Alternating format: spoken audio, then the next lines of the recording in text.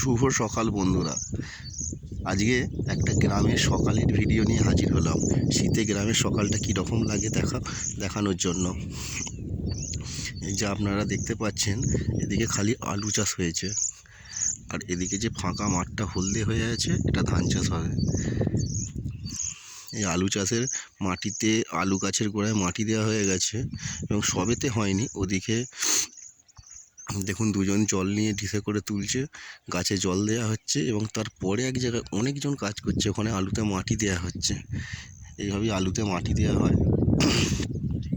এই দেখুন, যেতে যেতে দেখতে পেলাম একটা সাপের বড় খোলস।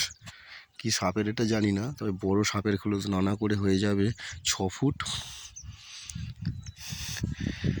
এখন বাজে 7:45, 7:45, কিন্তু সূর্যি মামার এখনও দেখা নেই। ঠান্ডা হাওয়া চলছে মাঠেতে। এ দেখুন, এরমভাবে আলুতে মাটি দেওয়া হয়। মাটি দেওয়ার পরেতে এতেই গাছে জল দেওয়া হয়। ওখানে দুজন কাজ করছে, ওরা আলুতে মাটি দেওয়ার কাজই করছে, কেন এখন আলু গাছ বড় হয়ে গেছে। অতএব আলুতে মাটি দেওয়ার সময়, মাটি দেওয়ার পরেতে হয় যেদিন গাছে মাটি দেওয়া হবে সেদিনই আলুতে এরমভাবে জল দিতে হবে, নাহলে তার পরের দিনে। যদি মাটি শুকনো থাকে সেদিনই দেওয়া হয়, আর যদি মাটি ভিজে থাকে তাহলে একদিন পরে দেওয়া হয়।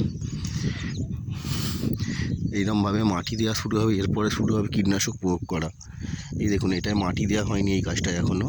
এতে দেওয়া হয়েছে জৈব সার। জৈব সার বলতে গোবর সার, যেটাকে বোঝানো হয় যাদের বাড়িতে গরু আছে, গোবর ফোবর সেগুলো সব জমা করে রেখে দেয় সারা বছরের। জমা করে রেখে দিয়ে সেগুলোকে এভাবে জমিতে ছড়িয়ে দেওয়া হয়, দিয়ে তারপরেতে আলুর গোড়ায় মাটি দেওয়া হয়। এতে কী হয়, গাছের ক্ষমতাও বাড়ে এবং ফলন বৃদ্ধিও বাড়ে। আর জৈব সার তো এর প্রচুর ক্ষমতা। এখানেতে এই মাঠের আলু চাষ শেষ, এবারে হয় ধান চাষ। এখানে যতখানি আপনি হলদে জমি দেখতে পাচ্ছেন, যত দূর অবধি কুয়াশার জন্য দেখা যাচ্ছে না, সবটাতেই ধান চাষ হয়। এবং ওদিকে কিছু উঁচু জমি আছে, ওখানেতে আলু চাষ হয়। এই দেখুন, এখানে গাছ ছোট বলে এখানেতে আলুতে ডিসে করে যেমন জল দিচ্ছিল, জল দেওয়া হয়েছে।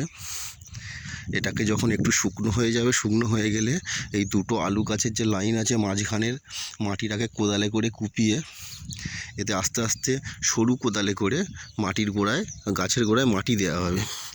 এরকমভাবে দেওয়ার পরে তা গাছে জল দেওয়া হবে, এবং এতে ইউরিয়া সার প্রয়োগ করতে হবে। তো ইউরিয়া সার প্রয়োগ করলে কি হয়, গাছের নাইট্রোজেনটা বৃদ্ধি হয় এবং গাছটা জোর ধরে, গাছটা তাড়াতাড়ি বড় হয়ে যায়। এদিকেতে এখনও আলু চাষ আছে কিছুটা। এরপরে ওদিকে নিচু নাবো মাঠ, যেটা ডুবে যায় প্রায় বর্ষাতে, ওদিকে ধান চাষ হবে, গরমের ধান, যেটাকে বলে বোরো ধান। যতখানি আপনার এদিকে চোখে যাবে ততখানিটাই ধান চাষ, প্লাস ওদিকেতেও ধান চাষ। চলুন দেখা যাক আর কি দেখা যায়। দূরে কুয়াশার জন্য কিছু দেখা যাচ্ছে না, নাহলে মাঝে মাঝে এই মাঠে শিয়ালের দল বেরিয়ে পড়ে দিনের বেলাতেই।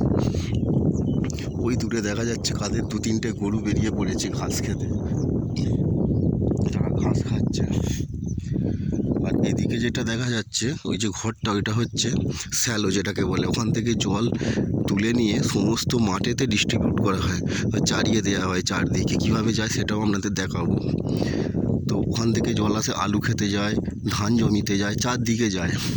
আর ওই জলটা এতটাই ফিল্টার জল, কাঁচের মতন চকচক করছে এবং সাদা ধবধবে। ওরা 700 ফুটের লেয়ার থাকে সম্ভবত, আর ওই জলে কোনো আয়রন থাকে না, এতটাই পরিষ্কার জল ওটা। ওইদিকে বোরো চাষটা যে হবে, বোরো চাষের জন্য বীজ ফেলতে হয়। সবাই এদিকে মাঠেতে বীজ ফেলছে।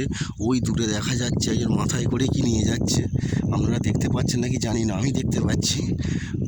মাথায় করে নিয়ে যাচ্ছে পাঁশ, কেননা বীজ ধানটা যখন কাদার উপর ছড়ানো হয়, তার উপরে পাঁশ ছড়াতে হয়।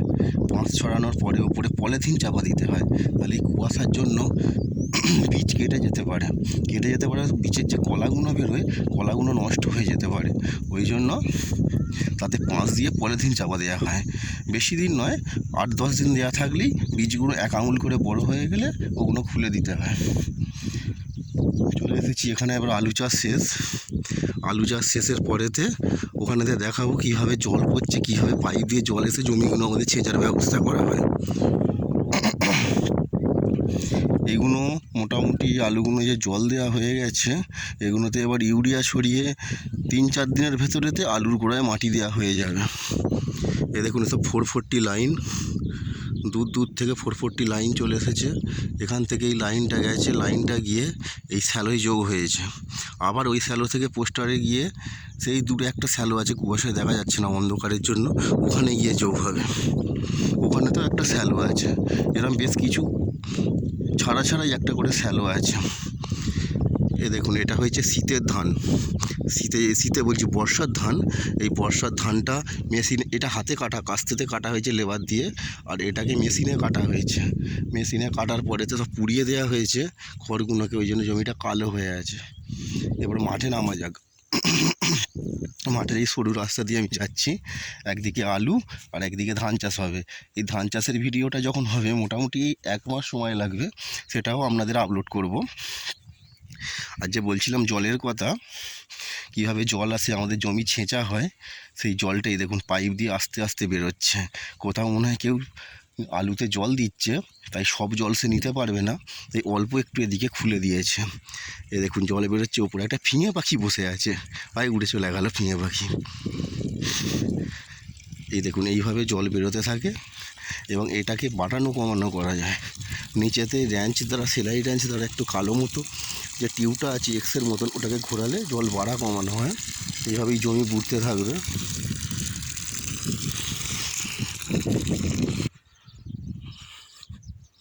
দেখো এখানে তো মেশিনে ধান কাটা হয়েছে, সব খড় পুড়িয়ে দেওয়া হয়েছে। এই একটা পাইপ লাগানো আছে, এখান দিয়েও জল হয়, ছেঁচার জন্য জল বেরোয়। এরকম বেশ কিছু দূরে একটা করে আছে, এই দূরে একটা আছে। আর দূরে ওই যে নীল রঙের একটা পলিথিন চাপা দেওয়া আছে, ওটা হচ্ছে হ্যান্ড ট্র্যাক্টর।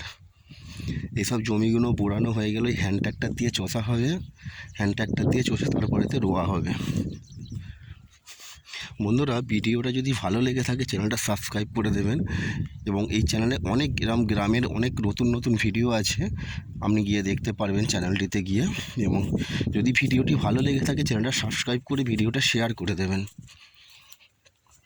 হয় দেখুন আগে যেমন গরুতে লাঙল দিত, এখন 2টি মানুষ টানছে, একজন পিছনে ধরে আছে।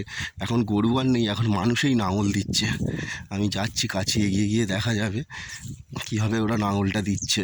আমি অবশ্য ওখানেই যাবো, একটু সময় লাগবে। মাঠের এরকম সরু রাস্তা, পায়ে খুব লাগে, শক্ত এঁটেল মাটি এগুলো। আমি আজকে জুতো পরে আসিনি, তাই পায়ে খুব লাগছে। এই দেখো এই একটা এখান দিয়ে জল আস্তে আস্তে বেরোচ্ছে। এই নলের মুখগুলো সবসময় খুলে রাখতে হয়, কেন ওপরেতে যারা আলুতে কি অন্য জায়গায় জল দেয়, তারা যদি বন্ধ করে দিয়ে চলে যায় আর এই মুখটা যদি খোলা না থাকে, তাহলে ভিতরে পাইপ বাস্ট করতে পারে। ওই জন্য নল সবসময় খুলে রাখতে হয়। আর এইদিকে যে দূরে গাছের লাইনগুলো দেখা যাচ্ছে, বড় গাছের লাইনগুলো, ওর পিছনে একটা নদী আছে। নদীটার নাম হচ্ছে ডাকাতিয়া নদী। আগে ডাকাতরা ওই নদী টপকিয়ে ডাকাতি করতে আসতো। এখন ডাকাত তো উঠেই গেছে, তো ডাকাতির কোনো এই নেই, কোনো ডাকাতের কোনো নিশানাই নেই আর। তো তার নদীতে জলও তেমন থাকে না। আর এই গাছগুলো নদীর পাড়েতে প্রচুর সাপ থাকে। প্রচুর সাপ বলতে গেলে বোড়া সাপটা বেশি থাকে। এই দেখো কীরকম জল বেরোচ্ছে এখান দিয়ে, আস্তে আস্তে আস্তে আস্তে পাইপ দিয়ে জল বেরিয়ে এসে সুন্দর আস্তে আস্তে চলে যাচ্ছে। এবং জলের যখন ফোর্স বাড়ে তখন এখানেতে গর্ত হয়ে গিয়েছে, জল গিয়ে গিয়ে এভাবে জল গিয়ে গিয়ে পুরো জমিটা বুড়ে যায়। তারপরেতে বীজ ফেলা হয়, এবং আমরা যেখানে বীজ ফেলবো সেখানে জোরে জল বেরোচ্ছে। ওই যে লোকটা যাচ্ছে কালো মতো দেখতে পাচ্ছেন, ওখানেতে জোরে জল বেরোচ্ছে। আর যেটা বলছিলাম, এই যে নদীর পাড়ে যখন 100 দিনের কাজ হয় কি নদীর পাড় বাঁধার কাজ হয়, তখন এখানে প্রচুর বোড়া সাপ বেরোয়, এবং বর্ষাকালে ডুবে গেলে এই সব বোড়া সাপগুলো গাছে উঠে পড়ে। আমরা দেখেছি বর্ষাকালে 2014 সালে যখন ডুবে গিয়েছিল, একটা গাছে খালি বোড়া সাপে ভর্তি হয়েছিল, এত বোড়া সাপ থাকে, বড় বড় বোড়া সাপ। এই দেখুন এই ধান মেশিনে কাটা হয়েছে, এই যে কালো লম্বা রেখাটা পড়েছে, মেশিনে ধান কেটে খড় ফেলতে গেছে, এবং পরে এই খড়টা ধরিয়ে দেওয়া হয়েছে, ওই জন্য কালো হয়ে আছে। আর মাটি দেখেছেন, এঁটেল মাটি বলছিলাম না, দুটো গিয়ে দেখা কিরম ফেটে গেছে দেখেছেন। যদি ছোট বাচ্চারা কেউ তার পা ঢুকে যাবে, এবং আমাদের পর্যন্ত পা কেটে যায় এই মাটিতে। এই দেখুন আমরা হাঁটতে পারছি না খালি পায়েতে, খালি পায়ে হাঁটতে গেলে পায়ে এত লাগছে, দেখেছেন মাটি কিরম ফেটে গেছে। যেন সেই ৭৬-এর মন্বন্তরের কথা মনে পড়ে যাচ্ছে, দুর্ভিক্ষের কথা মনে পড়ে যাচ্ছে। এরকম মাটি ফেটে গিয়েছিল তখন। আর এই মাটিটা যে ফেটে গেছে এটা আবার বুড়ে গেলে যেমন স্পঞ্জের মতো নরম হয়ে যাবে। এবার আসবো কী করে বীজ ফেলা হয় সেটা দেখাতে, কি বীজ কীরমভাবে ফেলেছে। বলছিলাম যে বীজে পাঁচ দিয়েছে, এরপরে পলিথিন চাপা দেবে। বীজ এখানে ফেলা হয়ে গেছে, আমাদের বীজ ওখানেতে বাবা আর কাকা দুজন মিলে করছে। আমি ওদের সাথে হাত লাগিয়ে জমিটা রেডি করব, করে বীজ ফেলা হবে। পোস্টারে কি সুন্দর একটা পাখির দল বসে আছে, একটু রোদ বেরোলেই ওরা নেমে পড়বে খেতে নিচেতে। ঠান্ডাতে ওরাও বেরোচ্ছে না, প্রচুর ঠান্ডা কালকে থেকে। এই দেখুন বীজ ফেলা হয়ে গেছে, এই তো বীজ ফেলে দিয়েছে। বীজ ফেলে উপরে পাঁশ ছড়িয়ে দিয়েছে, আর মাথায় যেটা সাদা হয়ে আছে উপর দিকে ওটা পলিথিন চাপা দেওয়া আছে। এটাও পলিথিন চাপা দেবে, ২-১ দিন পরে হয়তো দেবে। দেখছেন কি সুন্দর বীজ ফেলে পাঁশ চাপা দিয়েছে। পাঁশ যখন ছড়ানো হয় উত্তরে হাওয়া দেওয়ার জন্য, এই আলু জমিতেও পাঁশ উড়ে এসেছে, এসে কালো হয়ে গেছে। এই দেখুন আস্তে আস্তে সব বীজে কলা ফুটে গেছে। কাল পরশু করে এলে দেখবো সবুজ হয়ে গেছে, হালকা হালকা সবুজ রেখা ধরে নিয়েছে।